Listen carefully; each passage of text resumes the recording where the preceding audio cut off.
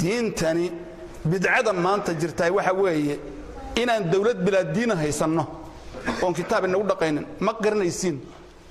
ina bixi bari muxuu ku dood kolku bari ilaahay hortago madaxweynuhu sheeganayaaye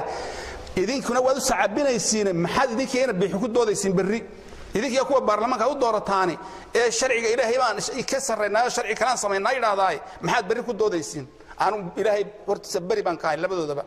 aduu kitaabka quraanka idinku xukumi waayo wuxuu la mid yahay Trump buu la mid yahay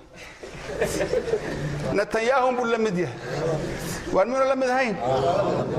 kitaabka quraanka nabigu ma oran ya rabbi inna qawmi ittakhadhu hadha alqur'ana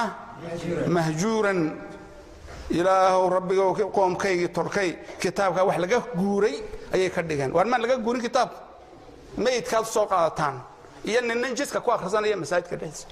ma meelka loo soo qaata idin weydin meelka loo soo qaata ilaa kitaabka xaqiisa la mariyana waxa Allah wax la inaga aqbalayaa wala baarlamaanka sheegtaan waxaan baarlamaanku yahay 5 sanadood baa la tor sanadkii 15 oo maraya ma baarlamaan baa waxaas waa burcad awlan